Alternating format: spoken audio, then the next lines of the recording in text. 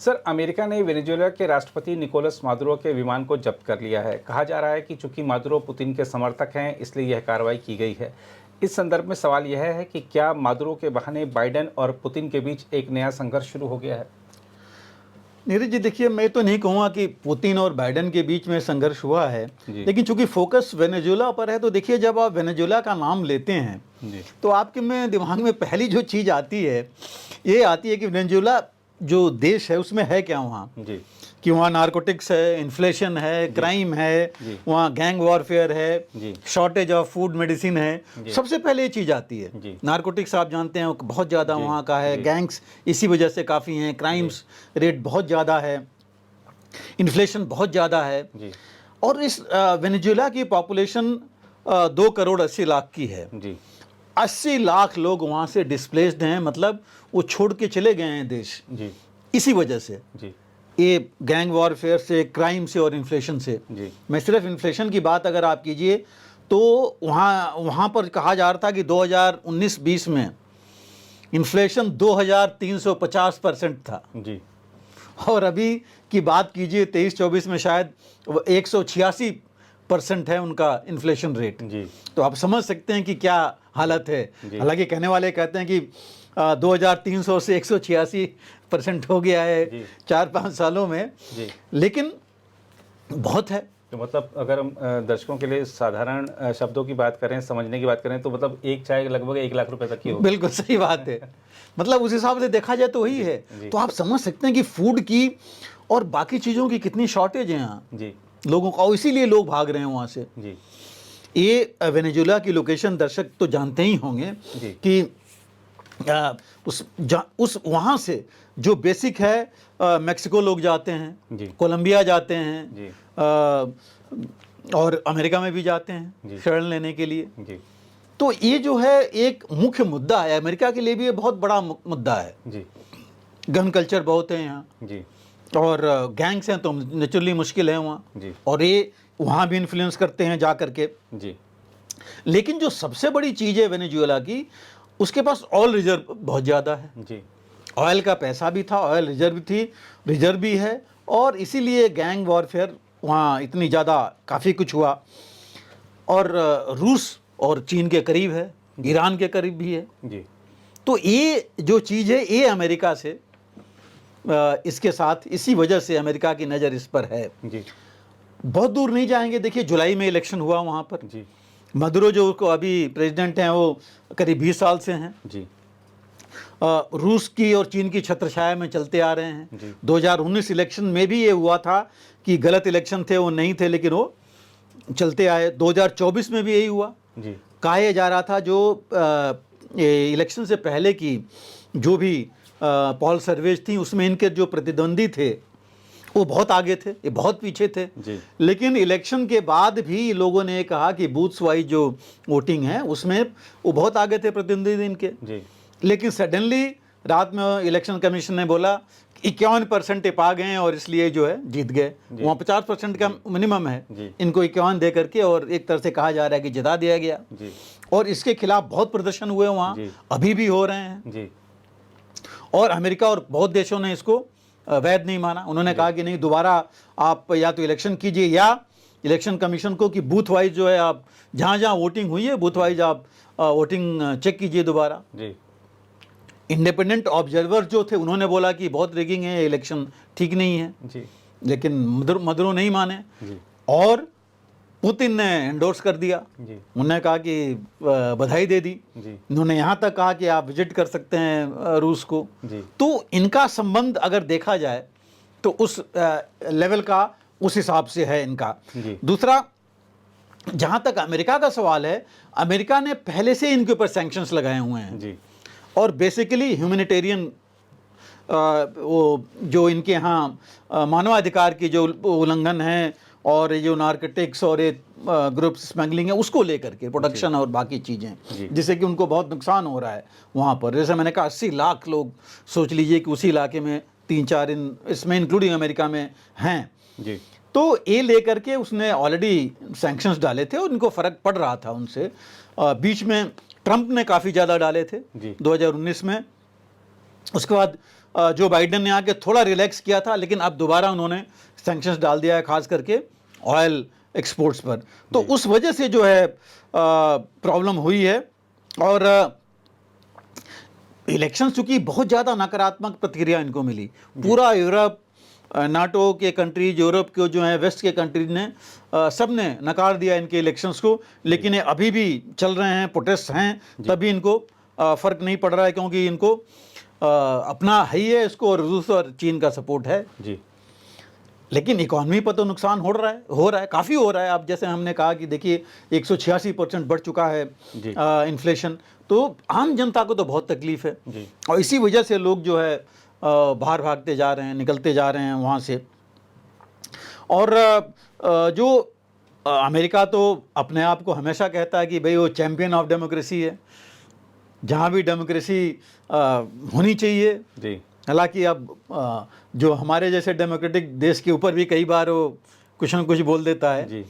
और अपनी ये डेमोक्रेसी जो उसकी है वो तो हम देख रहे हैं जी। क्या हालत है। जी। लेकिन जो भी है उन्होंने इसकी बेसिस पर इस पे एक डायरेक्शन गैप है, एक्चुअली बहुत जंगली गैप है, बहुत रास्ता है जो कि वेनेजुएला से कोलंबिया होते हुए और ये पहुंच जाता है अमेरिका का। जी। इस गैप से लोग बहुत जाते हैं, जो शरणार्थी हैं या कहिए कि जो देश छोड़ करके जा रहे हैं।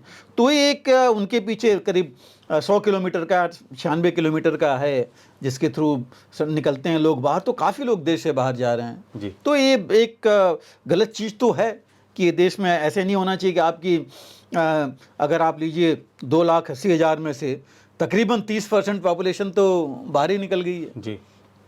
बाहर से सड़ ले रखी है। इसका मतलब कुछ ना कुछ प्रॉब्लम तो है, इस तरह की माइग्रेशन होना नहीं चाहिए। जी। तो ये जो और इसी इलेक्शंस में देखिए, इसी में देखा जाए जो प्रोटेस्ट अभी हुए हैं इलेक्शन के बाद, जुलाई के बाद, जो अभी अगस्त में प्रोटेस्ट हुए हैं वहाँ पर, उसमें तकरीबन 27 लोग मारे गए और तकरीबन 200 के आसपास इंजर्ड हैं। जी। तो मानवाधिकार का उल्लंघन तो है, मानवीय त्रासदी तो उस हिसाब से है। जी। लेकिन वहाँ जो है, जहाँ तक अमेरिका का सवाल है, वहाँ पर यही है कि उन्होंने सैंक्शंस लगा रखे थे, उसके बावजूद इन्होंने ये एक विमान लिया था, ख़रीदा था। जी। तकरीबन कहा जा रहा है कि $13 मिलियन के आसपास का ये विमान था। मतलब एयरफोर्स 1 तो अमेरिका का अलग ही है, बट ये प्रेसिडेंट के लिए इन्होंने लिया था, मदुरो के लिए ही लिया था। और एक लिया भी गया था फिलाडेल्फिया से ही, जी। अमेरिका से ही लिया गया था, लेकिन ये था कि चोरी छुपे और फिक्सिशियस नाम से ये लिया गया था। जी। और इसको पहुंचाया गया वहाँ फिर इनके पास मदुरो के लिए। जी। अब ये जो है वो कहा जाता है कि शेल कंपनीज, मतलब सैंक्शंस को के अगेंस्ट जी। और शेल कंपनीज के नाम पर ये इन्होंने ये लिया और ये अमेरिका से बाहर ले गए वहाँ पर वेनेजुएला पे। तो ये जो फाल्कन 900 EX करके है, नेचुरली उन्होंने अपने लिए बनवाया होगा, तो बहुत ही एक तरह से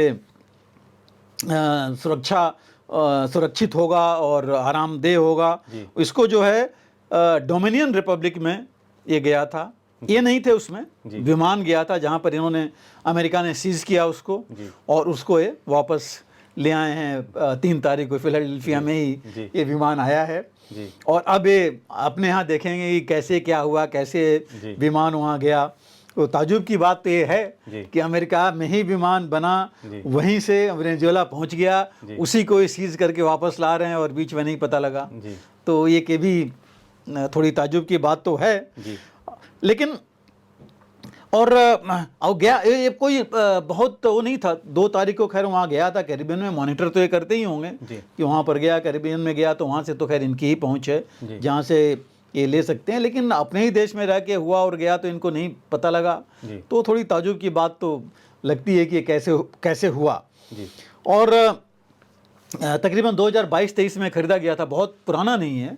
उस समय इन्होंने वहाँ से ले गए थे।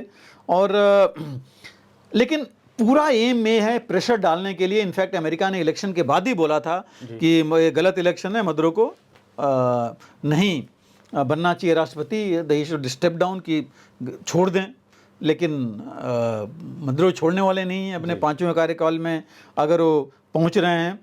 जहां तक देखिए रूस का सवाल है, पुतिन का, पुतिन हमेशा मदद करते आए हैं जी इनकी वेनेजुएला की, और इलेक्शन को भी उन्होंने मान्यता दे दी जी कि ये सही तरीके से इलेक्ट हुए हैं, वो भी उन्होंने बता दिया, दुनिया को बता दिया, एंडोर्स कर दिया। और अगर दूसरी तरफ आप देखिए तो रूस के 2 ही मेन पार्टनर हैं अमेरिकन प्रायद्वीप में, जी क्यूबा, वेनेजुएला, जी और इनको रखना बहुत ज़रूरी है पुतिन को, जी बिकॉज रूस का और कोई कुछ वहाँ है नहीं। यही 2 हैं जिनके थ्रू रूस वहाँ पर अपनी प्रेजेंस रख सकता है और आगे अगर कुछ कार्रवाई करना हो तो कर सकता है। जी तो ये एक इम्पोर्टेंस है वेनेजुएला की रूस के लिए, और इसलिए जो है पुतिन ने उनको वेलकम भी किया। और जैसे मैंने कहा, ऑयल एक्सप्लोरेशन में मदद कर रहा है, गोल्ड माइनिंग काफ़ी है वेनेजुएला में, जी उसमें मदद कर रहा है, जी और न्यूक्लियर पावर के लिए भी, न्यूक्लियर पावर में सिविल न्यूक्लियर पावर में भी काफ़ी मदद कर रहा है। लेकिन सिविल न्यूक्लियर पावर कब जो है अपना नॉर्मल, मतलब मैं कहूँगा वेपन ग्रेड न्यूक्लियर पावर हो सकता है, वो सब देख रहे हैं हम, तो ये पता नहीं लगता कि कैसे है। लेकिन जो मदद मिल गई अभी मदुरो को इस इलेक्शंस में रूस और चीन की, तो इस वजह से वो जो है, मुझे नहीं लगता कोई फ्रेश इलेक्शंस होगा जैसा कि चाहते हैं अमेरिका और बाकी देश। हालांकि अमेरिका भी अपने तौर तरीके रखता है अपनी बात मनवाने के लिए, तो वो किस तरह कैसे होता है, बल्कि रूस ने तो इसके साथ वेनेजुएला के साथ कोऑपरेशन एग्रीमेंट भी साइन किया है, वही चीन के साथ है।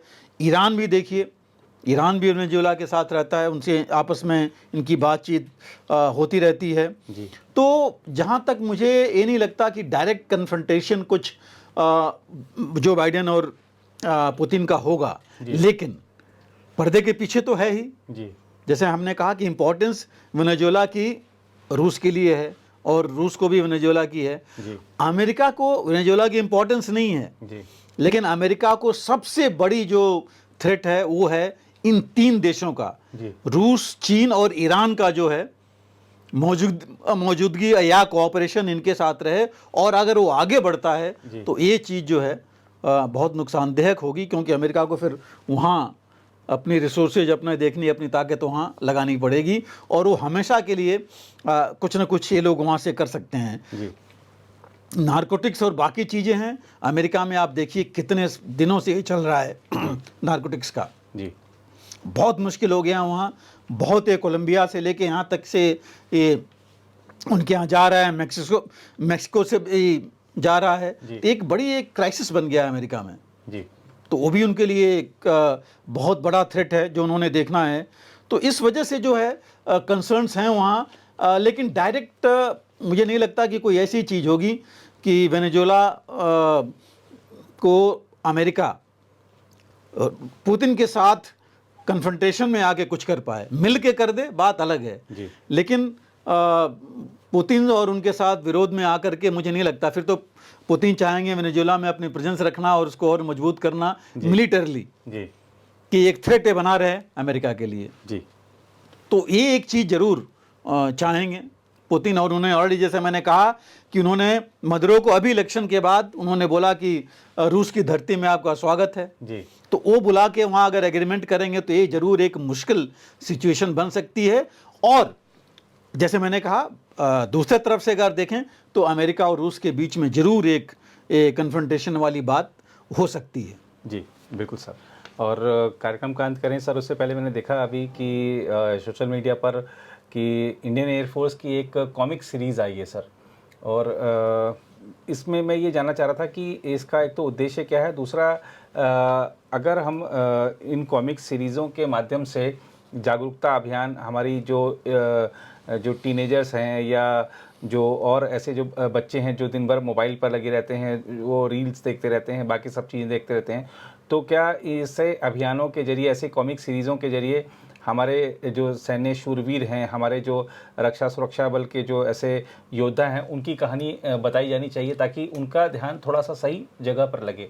बिल्कुल, आपने बिल्कुल सही कहा नीरज जी। देखिए, इसमें जो बच्चे हैं खास करके, जी हम उनके सामने मोबाइल रख देते हैं जी वो नहीं देखना चाहते। जी ऐसा नहीं कि हर एक बच्चा चाहता है, वही तो टीवी के सामने भी रख दीजिए वो देखेगा। जी। बट हम ही मीन्स आज के मैं पेरेंट्स कहूँगा जी बिल्कुल, वो मैक्सिमम ज़्यादा वही कर रहे हैं। जी नहीं तो पहले क्या होता था, ये कॉमिक्स और ऐसी चीज़ें होती थी, अगर आपको याद है, हम भी बचपन में हमेशा कॉमिक्स ढूंढते थे। जी कितने कॉमिक्स की अदला बदली होती थी जी जी और इतनी कॉमिक्स आती थी मार्केट में। जी और अभी भी पन्ना आप पलटना चाहेंगे, जी इसमें पलटना मुश्किल होता है मोबाइल में या बाकी जगह। जी। तो ये एक चीज़, और प्लस वो तो आप देख करके पर्दे पर निकल जाता है। जी जो कॉमिक्स हैं या जो प्रिंटेड है वो अभी भी आपके सामने है। जी आपने पिछला क्या पढ़ा इसमें नहीं देख पाएंगे, जी। पेज पलटने के बाद जी। इसमें देख रहे हैं। जी और उनके मानस पटल पर ये ज़्यादा बैठता है, जी देर तक रहता है। जी प्लस इसमें आप चीज़ें ज़्यादा एक्सप्लेन कर पाएंगे, जी जो आप पढ़ करके आदमी उनसे रिलेट कर लेता है। जी। सुन करके रिलेट करना उतना आसान नहीं होता, जी क्योंकि चीज़ें भागती हैं उसमें जी जब आप दिखाते हैं किसी भी चीज़ के बारे में। जी। और हमारे तो इतनी धरोहर है जी हमारे फौज के पास, वैसे भी देश में जी। सुरक्षा और बाकी चीज़ों के बारे में बताने का इससे बढ़िया और कोई तरीका नहीं हो सकता। जी मैं सिर्फ शूरवीरों की ही नहीं बात कर रहा हूँ, जी क्योंकि आप देखिए जो एयरफोर्स ने किया है, एक चीज़ शुरुआत की है उन्होंने, जी उन्हें बोला भी है, जी। और ये चीज़ हमको आगे और बढ़ाना चाहिए। मुझे उम्मीद है कि बाकी लोग भी इस चीज़ को देख करके, और जहां हम राष्ट्र की बात करते जी। हैं, राष्ट्रीय सुरक्षा की बात करते हैं, अपने देश के जो ये शूरवीरों की बात करते हैं, सिर्फ बात करते नहीं हैं, इस मीडियम से जी। अगर हम अपने बच्चों को दिखाएंगे तो वो उसमें ज़्यादा इंटरेस्ट लेंगे बजाय बाकी चीज़ें देखने के लिए। और देखिए आप, सबसे बड़ा नुकसान क्या है, मोबाइल में एक चीज़ देखते हैं और उनको मजबूरी में दूसरी चीज़ देखना पड़ता है, जी जो नहीं भी देखना चाहते। जी। यहाँ पर वही देखेंगे जो देखना चाहते हैं। बिल्कुल। तो एक बहुत बड़ी चीज़ होगी, बहुत चीज़ उनके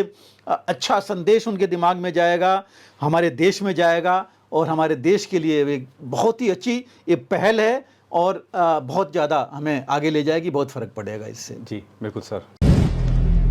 अगर आप भी लेना चाहते हैं देश दुनिया की तमाम जानकारी तो आज ही सब्सक्राइब करें हमारे चैनल को। साथ ही नीचे दिए बेल आइकन को जरूर दबाएं ताकि हर अपडेट आप तक पहुंच सके।